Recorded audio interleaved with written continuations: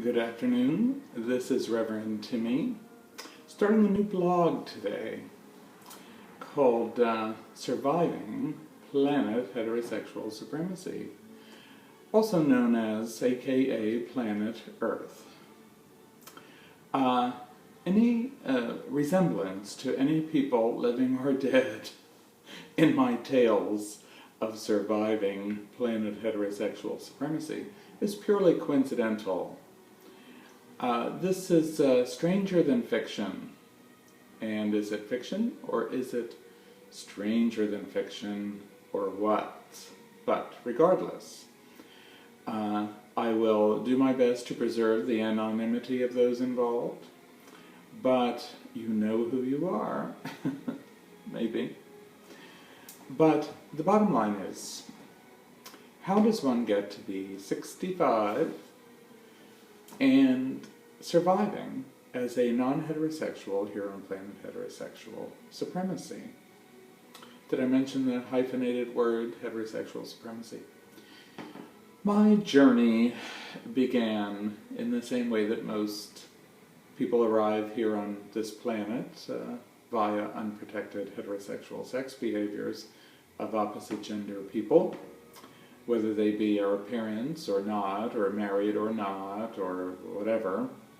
They're human, and they procreate with unprotected heterosexual sex behaviors. There are other ways to do that now, to procreate, but most people, by and large, arrive in the same way that I did. And you would think that would get me some points for at least being a human being. But not on this planet, in many places, and with many people, and most institutions. What part of equal is so confusing, is so difficult? Well, 65 years of life above ground on this rock, I still don't have the answers. But I have the questions, but I also have the skills of how did I survive this long? And some of the tales of terror, homegrown terrorism, are very ugly, very violent, very inhumane, very unchristlike, very immoral. And these are just the heterosexual supremacists doing their thing. Regardless of their choice of faith style or you name it, they get busy. And they have written all the laws, mostly, and everything else to target Americans, in my case, or people born like myself, and my loving husband of 36 years, together in love at first sight, since 1976. So when I often think back, as far as I can, when did I first realize that I was not born heterosexual? Like 99% of almost 100% of the people that would talk about anything, and that would be, I'll say, zero, because back then it was the love that dare not speak its name. Not heterosexuality, non-heterosexuality. Heterosexuality was the norm, it was flaunted, it was expected that everyone was, and those who were not would be found out and go to jail, never get a professional license, never get a respectable job. It was pretty daunting. But at age, 3, I think I was, maybe, when I first noticed my natural attraction to people, where I was more interested in cruising the church congregation for attractive or even unattractive men at age 2 or 3. That's where my eyes landed, and I remember thinking, and yet how at that age does someone even know what that means, heterosexual or not? So, but I did know enough, I was bright, and most 2-3-year-olds are, to notice that the absence, the complete suppression, the complete silence and the complete shunning of all things non-heterosexual. Nowhere in the movies, nowhere on the radio. TV had just started, nowhere on TV. Nowhere could you see, in the media or even in conversation, could you see anything except the blatant flaunting of heterosexuality.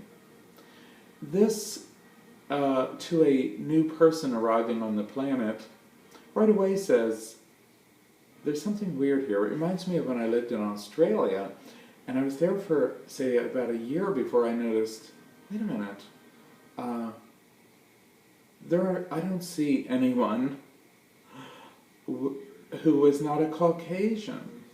It's a huge city. How could this be? Could it be a coincidence? Or is it by plan and design? Now, as an American in a foreign land, I then started asking, I notice there's no one here at this party but Caucasians. There's no one on the streets. No one I work with. No one I take public transportation with who isn't a Caucasian. I had yet to see an Aboriginal, the original people, who, while their skin is not white, they are Caucasian by race. So even when I saw an Aboriginal for the first time, I realized they are Caucasian, just their skin pigments have adapted to the highest ultraviolet light on the planet. So, and that's over thousands of years, I guess, or millions, who knows, ever since Adam and Steve. Oh no, wait, it was Adam and Eve. And then they begat children by their own children, I guess, and because they only had 2 sons. So Eve was busy. Can we say incest? Meanwhile, though, or even Adam, not Adam, well, maybe Adam, but Cain and Abel, were they having unprotected sex with their sisters to create the human race, if they had any? I don't know. Heterosexual supremacy is very confusing. The sanctity of all those heterosexual relationships, and that's said sarcastically, is very confusing. But we're the problem, let's not forget, me and my scary old husband. Meanwhile, though, when I started asking around, how comes all I see are Caucasians here? Oh, you would have thought, I would get attacked. You're an American, how dare you talk about racism? I said, I didn't use the word racism. I learned later their immigration policies prohibited the emigration of people unless they were Caucasian, and mystery solved. And it was originally a penal colony from England, so the English at the time were about 100% Caucasian, maybe more. So, mystery solved, and yet I became the problem just by asking. Well, it was similar to that, being young, here on the planet, freshly hatched, and I'd look around, and there was such a complicity of silence, and such a...